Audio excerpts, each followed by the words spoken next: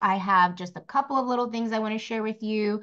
Um, One of those little things are our fantastic panelists that are on today with us. So I just wanted to give a moment for everyone to sort of explain who they are, what they do. You've all been here before, but just give us a little recap once again so we refresh the memories of our guests today. James, can we start with you? Sure. So hello, everybody. Thank you for the time today. So Castle Group, I am James Shoemaker, the Executive Vice President of Castle Group. Been with Castle for 7 years. We are based here where I actually am physically right now in Plantation, Florida. If you're not familiar with Castle Group, we serve over 500 associations throughout the state. We do that with our amazing 2,700 plus teammates and our great vendor partners, some which are on this panel today. But very excited to engage with you all today on a very important topic. So with that, I'll pass it over to John. Thanks, James. John Moeller here with Brown& Brown Insurance. Graduated with Florida State with an insurance degree and have been writing the Condominium Association insurance for 15 years. My personal book is over $50 million in premiums. Our team is $130 million in premiums, and just our office is $260 million in premiums. So we're actually one of the only insurance agencies that actually puts together programs that other agents actually purchase from us. So we're big here in the condo space, and it's basically our bread and butter. We'll pass it over to Jordan, who works with me as well. Thanks, John. Appreciate everybody being with us today. Thank you for Castle for putting this together and always keeping education at the forefront of all of our association partners. My name is Jordan Knowles. I'm also a Senior Vice President here with Brown & Brown Insurance out of Fort Lauderdale. I've been with Brown & Brown for 8 years now out of our Fort Lauderdale office, also specializing in the condominium and HOA space. And as John said, you know, Brown & Brown has just shy of 20,000 teammates in 500 offices worldwide. Really allows us to sink our teeth into a lot of data and resources that some other agencies may not have. So looking forward to sharing some good information with everybody today. And once again, thanks for everybody joining us. Pass it over to Josh. Hi, I'm Joshua Crute. I have been practicing as a lawyer representing community associations for over 25 years. I head up the condo law group at KO Lawyers. We have offices in Miami, Fort Lauderdale, and Palm Beach County. And we're a full service firm representing associations throughout South Florida. Excellent. Couple All of right. little instructions here. So how to submit a question. I'm sure you've done this before, but just in case, you want to navigate to the tool panel and click on Q&A, put in your question there, and we will take turns answering those live, or I'll answer them in the background directly to you. And if we don't get to you, we'll try to do it after the webinar as well. And you could always call these guys, right? Like they're always available. Josh, especially you, you're an attorney, like you have all the time in the world, right? Right, of course. Yeah, so Feel free. I want to thank KO Lawyers and Brown & Brown. Here's their information. I'll put this up once again towards the end, but here's a little sneak peek at their emails in case you want to jot this down before we begin. And without further ado, I will allow these wonderful gentlemen to take it away. Okay, thanks, Jess. And again, thank you everyone that's on the panel here and that's participating. I think, I don't know what the number is now, but we're approaching 300, so it's really great to see you all. And appreciate this attendance. This is the things that we really like to do is thought leadership. We do a lot of webinars. So insurance, here we are, guys. You know, we've had many webinars these past few years that touch upon insurance, right? And there's a reason for it. You know, unfortunately, we had a lot of webinars that were during the tragic Surfside collapse, right? And then after that, of course, we had new legislation. We had CSRS enacted a number of things. Hurricanes added to that, carriers exiting the marketplace.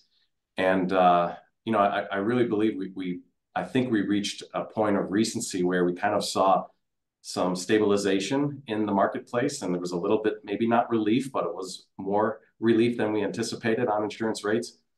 And you probably all know what I'm going to say next. We have two major back-to-back powerful hurricanes hit our state, right? With Helene and Milton. And those effects are unfortunately likely to have another negative impact to us as homeowners and our associations. So I hate to say it, but tough times likely ahead. So with that, we'll get into some of the topics that we probably want to touch upon. And one of them is, John, if you concur, maybe you have a different view. Is there hope? Is there not? But maybe help us out here a little bit in the marketplace as it stands today, and maybe what you see how to plan for in the future, if you don't mind. Of course. Thanks, James. Yeah, so there is hope, but it's not looking that great as of right now, but there is hope, and I'll get into exactly where the hope is. So just from speaking with reinsurance markets, and reinsurance carriers are the carriers that insure your normal everyday insurance carriers. They kind of insure the world globally. They are speaking about where rates were, the way everything was going. If these hurricanes did not hit, we were looking at about a 5% reduction on average for the next year, which means that we'd be moving into a softer market. Rates would be coming down, more insurance carriers coming into the marketplace, and lower deductibles. Now, with these two hurricanes that have hit, they are waiting for the data to come in to see exactly how much damage has been done to these associations and how much insurable damage that these insurance carriers will have to pay out. But what we're seeing just from Hurricane Debby that came through, and they are guessing that it's going to be about the same with Hurricane Milton and Hurricane Helene. Just looking at the data from Citizens, Citizens actually denied 75% of the claims that came through from Hurricane Debby. Wow. Now, what does that mean and why? The reason why Citizens denied this is they are stating that some of those claims that are being put in through Citizens are actually flood claims. Now, every condominium has flood insurance completely separate from their property windstorm insurance. And the flood insurance is handled by the NFIP, the National Flood Insurance Program. Now, let's say if all of these claims that came through end up going to the National Flood Insurance Program, that's going to be taken on by the government, and it actually will not have that large of an effect on the private insurance market. That's what us as citizens here in Florida, we care most about the private insurance market, because that's where you're going to see your personal auto insurance, your personal home insurance, and the condominium insurance. Everything is through the personal side, the windstorm aspect. So if the majority of these claims that are coming through end up being flood, it's going to be great for the market. Or, I mean, we're looking on, the TV, we're seeing roofs getting blown off. But if some of these hurricanes that cause damage to these associations, if they don't hit the deductible, then it's not a hit on the insurance carriers. So we really have to see, once the data all comes through, with public adjusters make things take a little bit longer. So, it could be, we're hoping by January 1st, we'll have a better idea. But for this marketplace outlook, we just need to wait for the data to come in. But what we're seeing now, just having preliminary conversations, is that instead of being down 5% on the rates, it's going to be closer to flat renewals or up to 10%, with probably an average of about 5% increase. Now, every association is different and every carrier is different, but just having some preliminary conversations, that's kind of what we're seeing now. Now, Citizens releases overall rates through the out of their corporate office. And Citizens, the governmental program, they're completely separate from the private insurance, but they do look like they might get hit hard. But they have not released what their bulletin will be yet for the rate increase of next year. We're waiting to see. We're guessing it's probably going to be around maybe 15% or so increase, because Citizens is looking to depopulate. They are looking to make sure that they try to get as many associations out of their program as possible, because they're supposed to be the market of last resort, but currently they're the largest insurance carrier in Florida, and they're looking to depopulate. So you might actually get a letter from one of the Citizens takeout companies. One of the main carriers that they use as their takeout company is one of the new markets that has come into the marketplace called Core. And they usually come in with actually a little bit less premium. So a lot of our associations who are with Citizens are actually trying to get out of Citizens and head to Core if they cannot go to any of the other private marketplace new markets that have come in. Some of the other new markets to be on the lookout for: Frontline, great carrier that has come out. They actually offer a 0% financing. It's just a $20 flat fee for the year. So it ends up saving as associations a lot of money who have, say, pay $1 million a year. That's a lot of money in finance charges. So they're a newer market. They've been around for about 2 years, and we've been having great success with them. Some of the other markets that I'm going to mention here are more for the condominiums that are west of 95, the smaller garden-style type condominiums. These markets are GeoVera, Care, And Heritage has been around for a while. They kind of stepped on the sidelines for a while during the hard market, and now they're starting to write more business again. So those three new carriers are GeoVera, Care, and Heritage. So be on the lookout for them as well, and make sure that your agent has access to them, because all these new markets that I have spoken about, not every agent has access to it. So you want to make sure that your agent has access to it. And if not, try to get at least a quote from an agent who has access to it for just these markets if your agent does not. There is a new general liability market out, FCCI, and they've been providing some quotes for us as well. So those are some of the new markets that we've seen. I just want to touch briefly on what some of the associations have been doing in order to try and everyone's saying, how do we save money? We were paying $250,000 for years and years, and now all of a sudden we're paying $1 million. What can we do to shave off some of that cost? Well, it's very difficult to shave off the cost without taking out some of the coverage. But what a lot of associations are doing, if they're not raising their deductible, they're doing something called writing on a loss limit, which means just for the windstorm coverage, they're not insuring for the full replacement cost. Let's say you're a $100 million association. We produce reports that associations can look at called a PML report, or what is your probable maximum loss? And these associations look and say, okay, probable maximum loss on a $100 million association. In a category 5, it'll probably be $25 to $30 million worth of damage, worst case scenario. So a lot of associations are insuring for just pure windstorm, not flood, but just pure windstorm limit on a PML of, let's say, maybe $30 million. Now, something you need to look into is if you have a loan out, let's say you're doing large construction, usually whoever's giving you the loan, they want to make sure that you're insuring for at least the amount of the loan. But you're going to have some issues with some banks, some lenders, Fannie Mae, Freddie Mac, if you're not insured to the full limits. Some associations say, we don't care, we need to save this money, we're not going to pay $1 million a year. But it's just something to look at, because the Section 718 statute, and I know Joshua is going to get into this a little bit as well, they do say that you need to insure for 100% replacement cost. They do not give what peril that should be. Some associations don't even carry any flood insurance at all. But if you look at the Section 718, you really should be insuring for 100% replacement cost. And that could also mean flood. In Hurricane Harvey over in Texas, most of what got hit over there was in an X zone, means a low hazard flood zone. So it doesn't, just because you're in an X zone doesn't mean a flood can't happen. When the bad one comes through, it could certainly happen.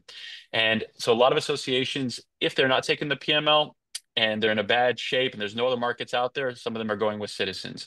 To get a quote with Citizens, you need to have a brand new appraisal, a brand new roof certification, a mitigation inspection within 5 years. You cannot have any Federal Pacific panels, and they really prefer roofs less than 15 years. So we always recommend at least getting a quote from Citizens, so you have a benchmark to see, hey, can I get a better quote in the private market? Do I need to go to loss limits? What is this looking like? So that's my synopsis, and I'll hand it back to you, James. Yeah, thank you for that. And before, I'm actually going to pass it off to Jordan, but in a second, I was going to ask you, as a management firm, we sit with our boards and our stakeholders, and we talk about the budgets and the premiums of what we expect in all the line items, right? And insurance, post Hurricane Ian and some of the others, that's, we would have maybe 5, 10, 15, 20% increases. And unfortunately, we saw the effects of some of the areas where there was risk, and we saw 100, 200%, right? And some that wouldn't even cover it. So it's a little bit of a moving ball, but I know that our boards are very keen on trying to get some semblance of what to project for next year. And with something like this, the unfortunate thing is that we've already put into our budgets what we feel they're going to need for next year. So with what's happened with Milton and Helene, the cause and the ramifications, it's going to be sometime next year, and we'll have to put that in for the 2026 budgets. Is that how you see how this works? Yeah, correct. I mean, I would try to put in as much as you could possibly put in, even for next year. I have some associations going back to the drawing board and revising their budgets. Yeah. And if anything, try to be as conservative as possible. And a lot of associations also don't budget for, let's say, deductibles. You could have multiple slip and falls, water damage claims throughout the year. You need a budget for that. You need a budget for the finance charges. So just budget as much of a cushion as you can. And it's always a great place to kind of have stored extra money, just in case you have some unforeseen circumstances that occur during the year that you need to pull money from. Okay, no, that's great. That's smart advice, and we agree, we concur. But I think we're trying to look at that. I said there's a little bit of hope, a little relief, and it's not so high. And now, to your point, we're in budget season, right? So most of our budget adoptions have happened last month, this month, and then the following month. And it's probably smart for us to get right back in and say, listen, we still need some more cushion, even if it's painful, and plan for that to come. So that's good advice. So Jordan, your partner in crime here, John, gave some great information.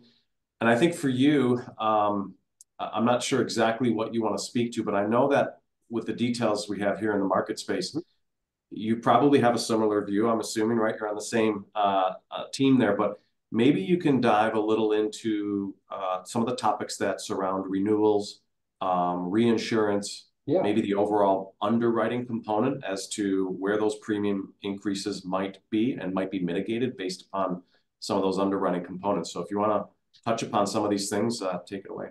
Yeah, I appreciate that, James. Thank you. So, it's funny. I want to say probably 2 years ago, we were sitting on a webinar not dissimilar to this, and we were talking about needing the legislation to enact some things, right? We were calling on Tallahassee to pass a little bit of reform. We weren't sure exactly what we needed at the time, but we knew that we were right in the thick of it, and our association partners couldn't continue to see 50, 75, 100% increases, right? And so the two items that have been viewed from the most positive perspective so far by the reinsurance carriers, and John touched on it a little bit, the reinsurance carriers coming back into the marketplace is what creates more capacity, right? Because the insurance carriers themselves are only giving you a small item, a small line of insurance, and they're selling the rest off to somebody else. We hit a really rough patch there after Irma, where the claims were getting into the reinsurance level almost way too regularly. Right. For a decade, we didn't see any claims hit the reinsurance category. And then all of a sudden we had 100,000 of them when Irma came around. Right. So the two items that the legislation passed that have had really the most effect on the reinsurance market have been the getting rid of the assignment of benefits and getting rid of the one-way attorney's fees. So the one-way attorney's fees in the state of Florida means if an association files a claim against their insurance carrier, and the insurance carrier says, here's $100,000 for your payout. If the association decides that that's not enough and they would like to sue their insurance carrier and try to procure a larger amount back, well, if the award ends up being, it only needs to be $1 more than the initial offering, well, now the insurance carrier has to pay both teams' attorney's fees for however long they argued for. So you've got what the actual effect of that was, you had a bunch of associations that had $200,000, $300,000, $400,000 claims in 2017 and 2018 that they argued about for 4 and 5 years, and attorneys got involved, and now you've got a $2 million claims payout, which is going to negatively affect the insurance carriers along with the association who's filing the claim. And in reality, if you waited 5 years to fix a roof, we all know what's happened to the cost of labor and the cost of materials. They've gone through the roof. So what was a $400,000 claim is now $1 million claim, and you've been surcharged on your insurance renewals for the last 5 years because your roof wasn't fixed and you have an open claim. And now a bunch of that money is actually going to the attorney, and the carrier is paying out way more than property damage, right? So the insurance carriers didn't feel like that was fair on their behalf to be able to be beholden to that. And the other one is the assignment of benefits. So, after Irma, we had a lot of contractors that would approach an association and say, hey, I can work through the insurance claim on your behalf, sign over your policy rights to me, and we'll do this on your behalf. It sounds like it's a nice lift off of the association's plate, right? It sounds like, okay, well, you're going to deal with this and I don't have to. That's great. Well, the end result of that, leave it to us in Florida to take advantage of a good situation, is we had contractors who were just fabricating the amount of labor they were putting into things and fabricating the cost, and they would quickly make repairs and then just send the invoice to the insurance company.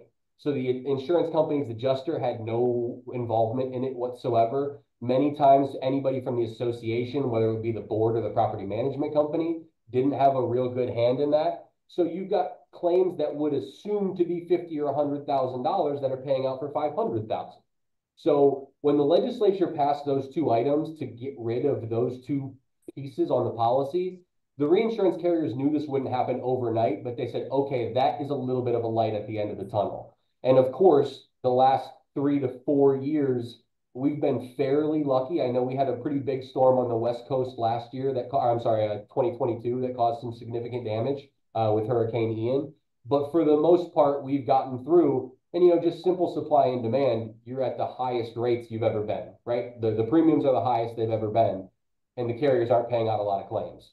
So what that does is it brings their balance sheets up. They've got money in reserves, and the reinsurance carriers are feeling more comfortable doing business in the state of Florida. All of those things are creating that marketplace that John alluded to, where we've got carriers who were sitting on the sidelines now coming back into play, right? We've got carriers that had completely left the state of Florida altogether that are now trying to find ways to come back into the state of Florida to do more business here. And the folks that continued writing business at a minimal clip now have expanded that drastically, right? So at the end of the day, economics 101, the more supply you have, the better it's going to be for the demand, right? You're going to be able to provide a competitive marketplace, and the more capacity we have, the better the premiums are going to be. So that's from kind of an overarching perspective, right? And obviously you touched on Surfside a little bit, and that has really heightened the awareness of the 40 and 50-year milestones that a lot of our partners are going through, right? So on top of those items, there's a couple different things you can do to button up your building, so to speak, that can make it more attractive to the insurance carriers. And one thing that we found that pretty easily goes hand in hand with a lot of these 40 and 50-year research is everybody's doing balcony work, everybody's doing concrete construction for the most part, right? We're urging our associations to consider, doing the impact sliders and windows as well, because that's a line item that's easily obtainable, and it has a multi-pronged benefit, right? So from an association standpoint, if you have impact doors and windows, you're going to automatically receive a large credit on your association's policy, pending which carrier you're with. But you also open up an entire new marketplace. There's probably 5 or 6 carriers in the space right now that if you don't have that A rating for impact windows, they won't even offer you a quote. And those are obviously the top tier carriers, right? So we're already at a deficit because we don't have the primary insurance carriers to begin with in the state of Florida, because we're almost explicitly in the excess and surplus lines. And then from the excess and surplus carriers, you take away the top 5 or 6, and now you're dealing with truly mid-tier carriers, right? Now there's the good carriers, they're A-rated, they're strong financial carriers, but they're not going to offer you the best and the brightest, right? So we work through these with our association partners to say, hey, look, we have strong vendor relationships. So if you need contacts to speak with some of these window and door manufacturers to see what the cost may be, well, we can also go and price out what your insurance may be, right? So the association can see in real time, okay, your renewal this year might be $1 million, but had you had impact windows and doors, it might be $700,000. And so you peel that back, and okay, it's a $300,000 savings for the association.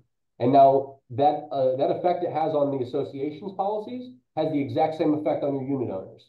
They can procure their insurance with better carriers. They will get better premiums on their insurance. And then also, the impact windows and doors are becoming almost a demand when you're talking about buying and selling units in South Florida, especially for our waterfront associations, right? So you're only increasing the value of your asset as a unit owner. So it just makes so much sense, right? And when we do this exercise, we can typically show the association what the result is going to be, and then it makes their position a lot easier to go work with their attorney, someone like Josh, to say, hey, how do we formulate a plan to quote unquote mandate our unit owners to do this in a reasonable time, right? It's not something you're ever going to do in 60 days. But if we're a year and a half away from, if we're 6 months out from our renewal, it gives us enough time to circulate that for next year's renewal, right? So if we're a year and a half out, it's feasible to get one of these projects done. And then when the unit owners feel like, okay, well, I do a $10,000 investment right now, I'm going to make that money back on my savings in 2 years. And then every year moving forward, right? So it's a lot easier to have that conversation with your community and with your constituency if you have hard numbers in front of you. That's something that a lot of our associations have really appreciated when we've been able to showcase that for them. Okay. Jordan, can I just ask you, because it came to my mind, a lot of our associations, right, whether they're 30, 40, 50, 60 years old, you mentioned about the impact. Like, I know the benefits of impact glass. Is the underwriting and the risk equal to if you have shutters? Yes. So for the most part, it's equal. Now, I can tell you that obviously as technology improves, I don't know that the technology of the shutters is improving as quickly as the technology of the windows is improving. So obviously, you know, I think shutters are a little bit of a more old school item, whereas windows were, you know, we're changing and trying to find out new things every day. So some of that cutting edge technology may be a little bit more advanced. And for that reason, a lot of the insurance carriers would prefer the windows. But at the end of the day, in order to procure those A ratings on your buildings, you need to have a wind mitigation inspection. And it's a box that they check and they say, do you have this protection or do you not? And it doesn't go into that granular detail of saying, okay, well, you have this, you have this, you have this, you don't have this, right? It just gives you a checker, it crosses it off and says you don't have it. So we would always say that the carriers prefer the impact windows, but as of today, it's pretty much accessible if you still have shutters for those markets as well. And then just, you know, one last thing that I want to touch on is it is of the utmost importance as you're going through not only your 40 and 50-year certifications, but any repair for your building, especially if it's claims related, make sure that you are detailing and keeping record of whatever repairs that you're doing. Because so often the insurance carriers, if they look at your loss history and they see a claim, they're going to say, okay, it's okay that you had a $100,000 water loss. What did you do to fix it? Right? And if you can't show them that repair, you'd be shocked how many of them say, hey, I'm sorry, but if I don't know it's fixed, I don't want to insure your building, right? And as property managers change and boards change, it's so important to have all of this data centrally located to make sure that the next person that comes in can find it and replicate it. Because if you don't have those items, you know, you might be crossing yourself off of getting a quote from one carrier. And as we know right now in this type of marketplace, you can't really leave any stone unturned. So make sure we're documenting, make sure we're withholding this, or we're holding this data in a place where we know we can access it pretty quickly because it's going to be needed pretty soon.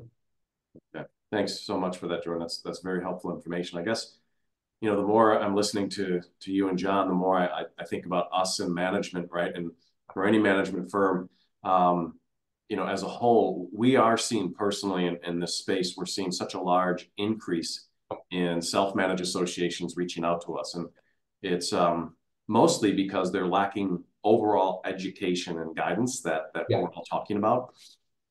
Excuse me, I'm recovering from a cold. But it's also the basics that you guys touched upon related to what's the documentation, what's the project management, what are the processes, you know, technology systems, et cetera. And I think many of these associations that are self-managed, they don't have the level of sophistication to take them to the next level and mitigate risk better. And it gets to, again, having the support and the guidance through these many complexities that are present and to come.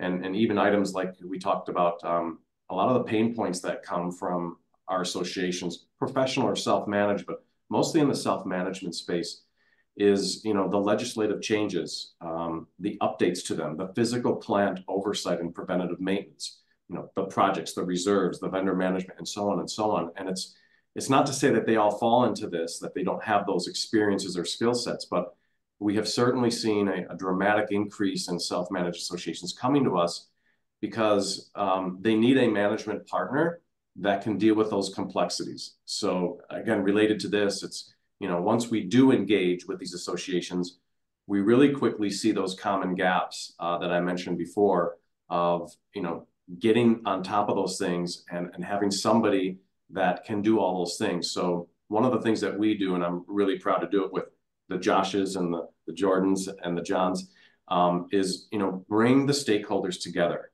And that's our main vendor stakeholders. So, you know, insurance, banking, legal, us with the board, and do a strategy session.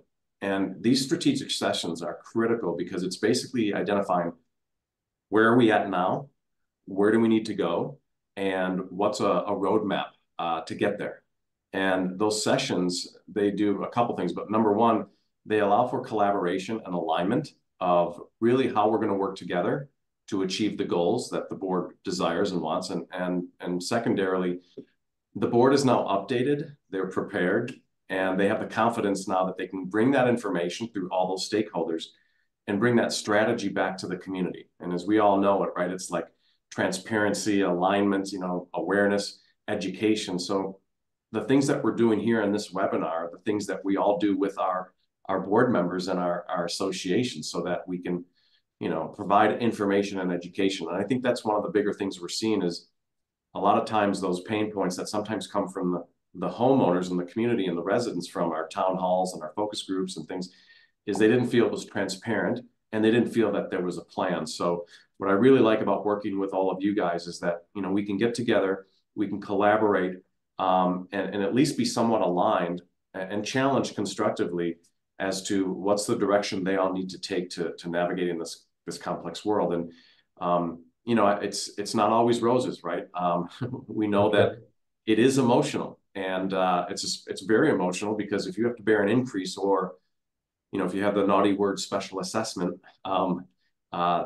those are difficult, but in the end, they're fact-based, and those are identifying real risk and real current financial situations. So, you know, when we go through the legal and the banking options and the insurance options to help cover these costs, I think at the end of the day, where we're adding value and bringing value as partnerships to these associations, is that we can really tie it all together with, you know, where are they at and where do they need to go, and here's a plan to do that with options and optionalities and contingency at many fronts. And I think that that's the biggest gap that we're seeing, is that many times all of this stuff we're talking about is being put on, the onus is being put on he or she as the manager of that association. Mm-hmm.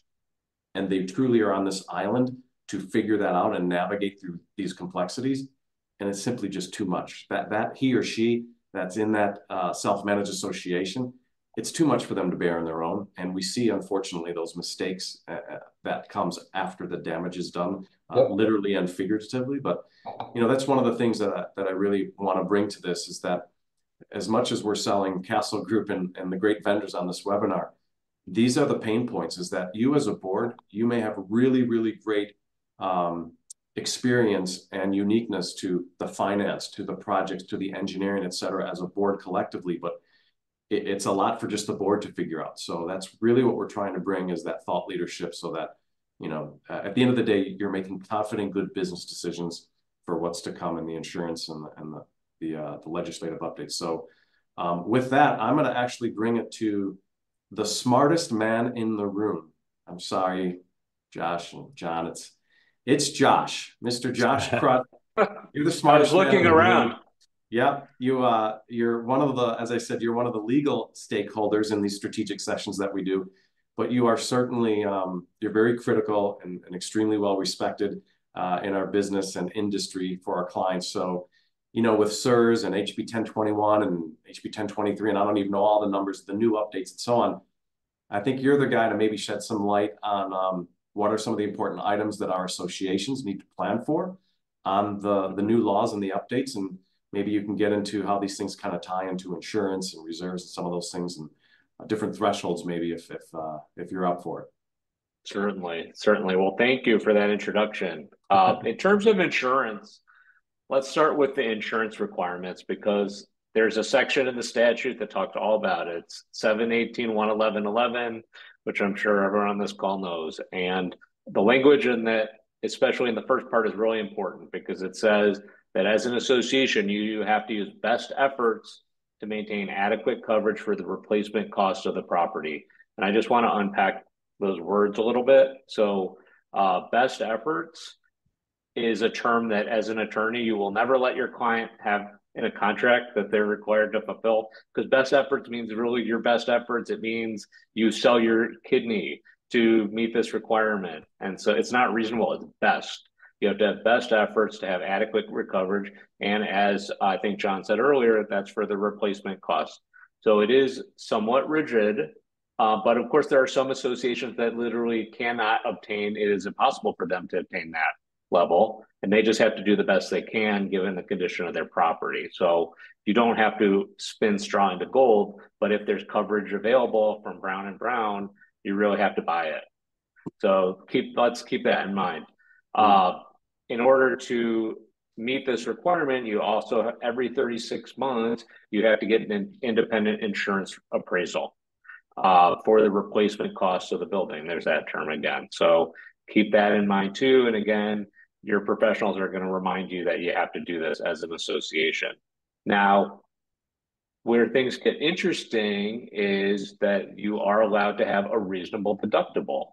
So that can help the association to maybe get a more attractive premium. But there are factors that go into even calculating that. So you're supposed to really be looking at what's an industry standard, what other similar communities are doing, how much cash you have, what your assessment authority is under your document. So that all needs to be analyzed when the deductible is picked. So it's not just picking the number that you like, you have to really perform an analysis. And as a board, you have to vote on that deductible and state the reasons why, how you came up with that. So it may not, as a practical matter, be practical to do right when you're signing up the insurance, but you're definitely going to need a meeting to ratify that decision where you list that stuff out. So there should be all of this stuff, as you can see, is becoming more professional, there's more expertise, more complicated, more of a need for really professional management and insurance and legal and everything else. When you tie in what's happening in the insurance markets the last couple of years with CSRS and the requirements and the new reserve requirements, especially for the structure of the property, as associations, you are looking at, there's no doubt about it, there are just substantial increases in terms of the cost of running the property. And I've gone to many meetings where owners are, like James said, it's very emotional because insurance has gone up a lot and this is the last year you can waive reserves, by the way, on structural items. So if you haven't thought about that, you could talk to your attorney about whether that works for you, but there is an option to ease that by the end of this year. But next year, the way the law is written, you're going to have every association will have to have full replacement coverage on their insurance and fully funded reserves on structural items that can't be waived. And that's going to be based on the CSRS report you have. So the good news is long-term, your associations are going to be in much better shape because financially, you're going to have the reserves that you need. And I think that helps a little bit to keep insurance costs down. And piggybacking a little on what Jordan said, there's also some new provisions in the statutes this year about hurricane protection, which make it easier and more clear how to get those impact windows installed, how the costs are allocated, streamlining the voting a little bit, making clear it's not a material alteration to install hurricane protection. So a lot of good things. It's a pretty long and complicated new section in the statute. So definitely if you're considering improving your hurricane protection, you definitely want to speak with your attorney and make sure you're doing it right. But anecdotally, of course, I'm not an insurance agent, but I do see those communities that have the protection are doing a lot better in terms of their insurance premiums, and they're getting coverage with better carriers. And it's I'm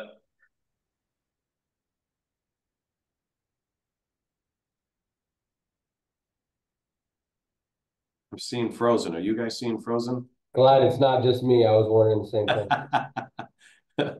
Well, I'm not going to finish what he was saying because I'm not the attorney, but I guess we'll say that we'll get to him when he gets back online. It's probably just some little technical difficulty there. But I think on that, Jordan and John, we're actually perfectly at, what are we at, 12:40? So we talked about having 15 or 20 minutes at the end of the session, which we're at, to open up for some Q&A. And I wanted to thank you both because you're actually answering these questions live as they're coming in, and some are still coming in. But there's some pretty good questions there that maybe is good for the whole audience. Do you guys want to maybe take a look at some of those that they asked, and we can tell the participants what the question was and what the answer is? John, you want to field some of those? Yeah, let me go back to the ones that I've answered here. So I had a question: metal roof versus asphalt. Which one is better? Garners longer insurance coverage, and how much? I actually just texted my property broker just to double check because I was pretty sure it's asphalt, but it is asphalt. So carriers do like the asphalt better. And another question was, will the rate increases be as high on the East Coast as there is on the West Coast? Because the West Coast is really where the hurricanes have hit the hardest. The West Coast is probably going to get much higher, especially in the areas that got hit hard. We're probably going to see, massive rate increases over there. Whereas, on the macro environment, all of Florida insurance premiums will be going up, but really it is over on the West Coast that's going to be hit the hardest. That's why I said over here, flat renewals to maybe 10%. Over there, it's going to be a whole different animal, especially where those hurricanes have come through, Sanibel Island and all of that. They're going to be much higher, but each area will have its own increase in every condo. It's going to really depend on your loss history as well with the couple of hurricanes that have come through. And then also, there was a question about tornadoes versus hurricanes. What can we do to increase our coverage or do some loss prevention practices? I mean, really what it comes down to is it's going to be very difficult to protect an association against a tornado. They're extremely devastating. But what you can do is impact windows. I know they're very expensive. That will greatly help out, any sort of wind damage and securing your roof. You just want to make sure that your roof is up to date, that if you're a garden style community, that you got the hurricane straps or clips. You want to make sure that that roof is well maintained and that you have a maintenance contract on it so that if for some reason it does falter throughout the year or you get some damage done to it, you want to make sure that it's always being updated and any areas that have any sort of deficiencies, that those are replaced. So just make sure that your building is always up to date. And also, concrete restoration, whatever you can do to waterproof the building. You just need to keep that up to date as much as possible. And then getting back to the Section 718 statute and the 100% replacement cost, Josh had answered that, great. We always recommend doing it, but speak to your attorney to have that question answered to see if your association truly can insure with a loss limit. And then we've got some new questions coming in regarding flood insurance recovery funds via the NFIP. What takes precedence, NFIP terms and conditions or the co-op bylaws?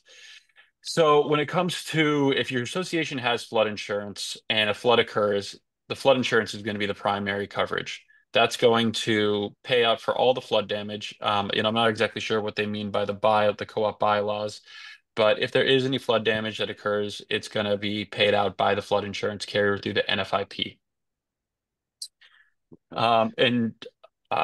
Jordan, if you want to answer maybe a couple any more of these here. Yeah, I was just firing off Let's a couple answers there.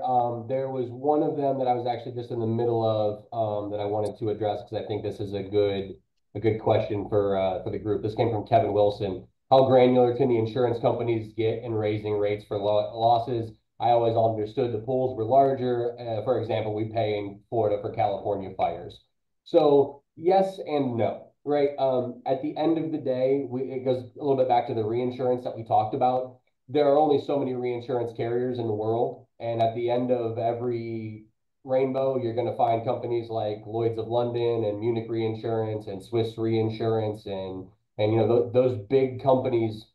A lot of the same folks that are insuring property in Florida are insuring property in places like Houston and in places like California. So it's not tit for tat. And, typically, there are, in California, they have programs. Brown & Brown owns a program that specifically covers insurance for earthquakes. We have a separate program that explicitly covers agriculture for wildfires. So those specific niche markets aren't going to affect the rest of the marketplace as much. But again, at the end of the day, there are some common drivers because a lot of the times it's the same insurance carrier, right? And if they don't raise their rates across the board, they may be looking at going out of business or potentially just sitting on the sidelines for a little while. A question came up about docs. I think maybe there's two questions about docs here about if you need to insure them or not. You can typically find coverage for docs from a property damage perspective. It just might be really expensive depending on what elevation they're at and what they're made out of and how big it is.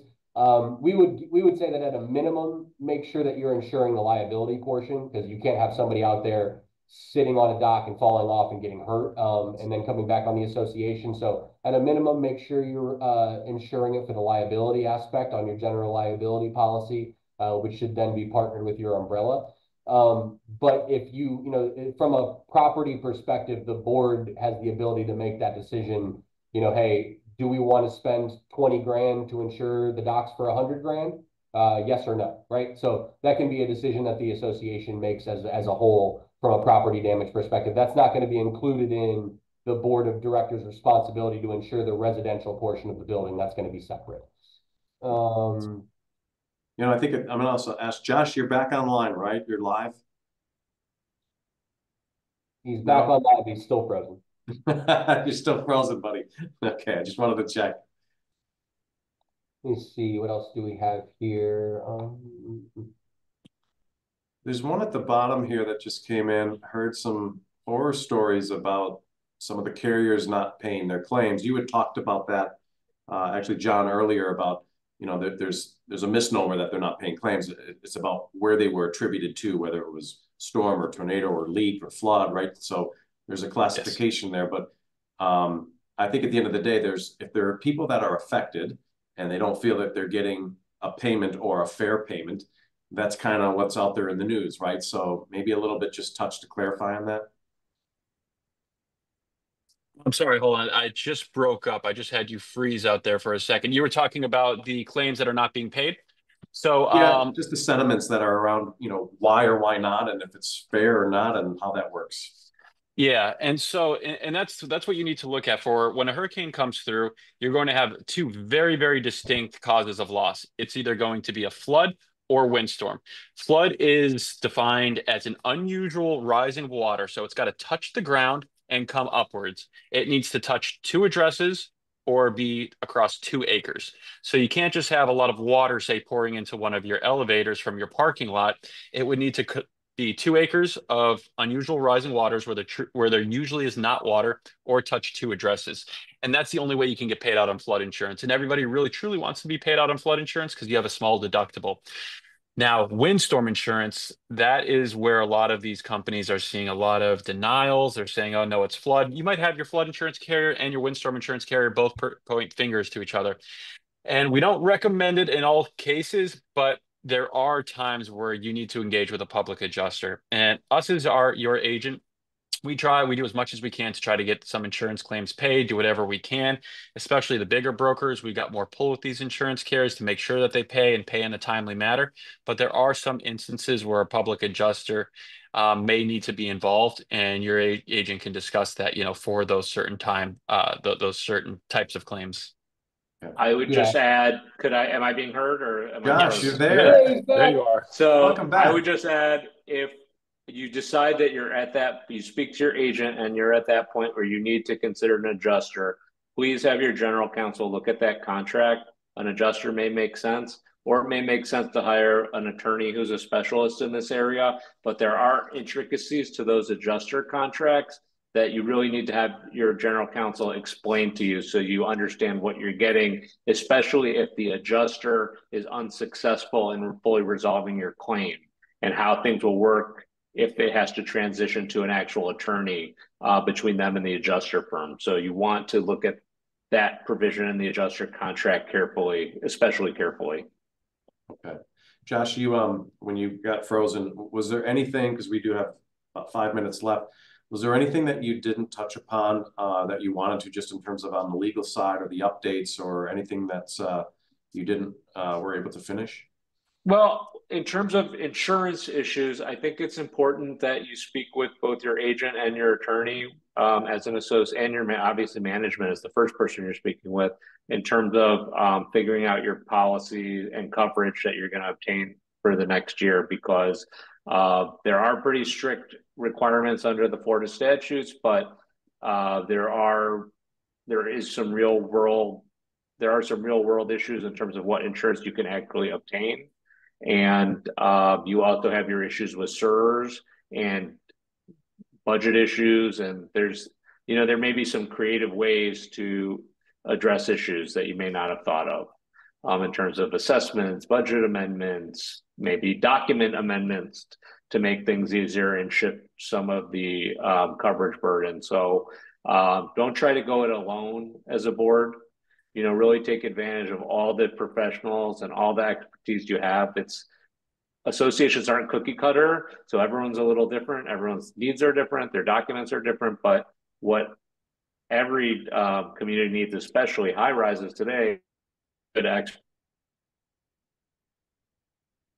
And we're frozen.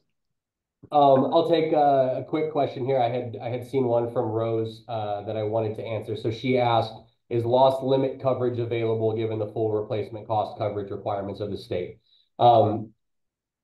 Is it available? Yes. Is it recommended? As the market is getting better and the conditions are improving, we are doing everything we can to steer our clients away from this because of the unnecessary burden it does put on the board, right? If we talk through a loss limit situation, let's say the building is worth $100 million and you decide to buy a loss limit of $10 million, right? So you have a 5% deductible, so your deductible is $5 million, and then you have $10 million of insurance coverage. So what happens if there's an $18 million claim and you only have $15 million of insurance? Well, now the association is going to be self-insuring for the remainder of that. And if a unit owner decides to bring a lawsuit against a board member because they decided to not buy proper insurance, that's a valid lawsuit. And then on top of that, does the D&O policy protect you in that situation? Because some of the policies have exclusionary language that say, hey, Mr. and Mrs. board members, if you decide not to buy enough insurance, that's on you, but we're not going to pay the attorney's bill. We're not going to sit there and protect you because you decided to not do that. So look, I'm not going to tell you that you can't do it. And there are still situations where it may make sense, but don't do it to save $50,000 or $100,000 right now. Now, there's certain situations where we've had actually a castle property that's down on South Beach that's undergoing a $40 million construction project, right? It's almost impossible to insure somebody that's got a $40 million construction project. So what we did is we had a proactive meeting 75 days before the renewal with the bank that was lending them the money, with the association's attorney, and with the entire board and the entire property management company, along with Castle's regional manager, right? This is one of Jim's properties down in Miami. So we all sat there together and we said, okay, guys, what makes sense for the association? Because, and John mentioned that probable maximum loss report, that also weighs heavily into this as well. But if it's a $2.5 million difference and the association needs $2.5 million to pay for the repairs, maybe that's a risk that we take for a year. But understand that this is only a stopgap. This is to get us out of the situation that we're in. This is not a new way to buy insurance. And it's not something that, if it's a minimal difference, that we would ever recommend. But you have to be realistic and understand that there are certain scenarios that are going to arise where the loss limit might be pertinent for a year. And you just need to make sure that everybody's understanding of that risk, and the association is aware, the board's aware, the attorney's aware, and if there are banks involved, everybody's on the same page. Again, it's something to get you through a tough situation. It's not a new trend that we want to see replicated. No, that's a great point. Josh, are you live again or not? I'm on, at least according to me. Guys, we're wrapping up here. We have a few minutes left, and there's still questions. And I wanted to say, for those people that we couldn't get a response to live, we are going to respond to you. And also, Jess is going to get some contact information again in the final minute that we wrap up. But one of the things that has come up frequently on some of this chat here is maybe we use a couple minutes, and this could be Jordan or John. I think there's still some disclarity on citizens, right? Is it good? Is it bad? And what are the options in terms of, one of the questions was the accessibility for the community. And there's a lot of requirements around that, but can you maybe just give a high level on what citizens is, and maybe the good, the bad, the ugly, if there is? Yes, I actually just answered that question and typed it out. So Citizens is a governmental program. We basically call them the DMV of insurance. They're very difficult to deal with, but they're a necessary evil. They need to be there because they set a benchmark for the state of the insurance market in Florida. So when the markets really turn bad and there's no other insurance carriers and you need that full coverage, Citizens is usually the best option. They're not supposed to be the cheapest option, but when we see the market goes to a hard market, from 0 to 100, they sometimes are the best option, but they are accessible, which means that if you're a Citizens policyholder here in South Florida, and let's say a massive hurricane comes through Tampa, Citizens pays out all the claims and they run out of money and they still need money to pay claims. You can be assessed up to 15% of your annual premium just for being a Citizens policyholder. So it's a large exposure to take on for an association, especially if you're paying $1 million a year. That's a $150,000 bill that you might have to give to Citizens so that they can pay out for the damage that might happen in Tampa. So it's always something to be aware of. Wow. Yeah, that's a tough situation, right? You're looking at insurance for mitigating risk, and then there's risk with the actual insurance to mitigate the risk. So very interesting. Mm-hmm. Well, guys, we have 2 minutes left. Is there any other parting final thoughts that you, Jordan, John, and Josh, maybe just before we wrap it up to show the participants who they can contact again? Anything on your end? Well, if you are interested in getting more information about the new laws and updates in the law, please feel free to email me at the address that was provided, and we'll be happy to add you to our mailing list and send you our most recent legal update, which has all the nooks and crannies of all the new laws, especially those relating to insurance and impact windows and CSRS, all of which were discussed a bit today. Perfect. Jordan, John, I know you're answering questions still, so thank you. But Jordan, you're all good on your end? Yeah, no, I think that was a great bit of info, and I think we were able to kind of play off of each other pretty well there. So yeah, I'll have my availability. You know, if Jess can share my contact info, and I'm happy to continue answering any additional questions that haven't been addressed. Great. Well, gentlemen, again, thank you very much for the time. I love the energy. I love the banter, even the frozen stills from Josh. But it was great information, great guidance, and we're going to continue to do these things right very frequently. But you know, all in all, the association industry is in better hands with partners like you all. So, Jordan, Josh, John, thank you again for the time, and thank you for the participants. Really appreciate it. We'll be doing more of this, and we'll get some answers to you offline that we, as soon as we wrap up here, we'll still get to the questions that are coming in. So thanks a lot, everybody. Enjoy the weekend.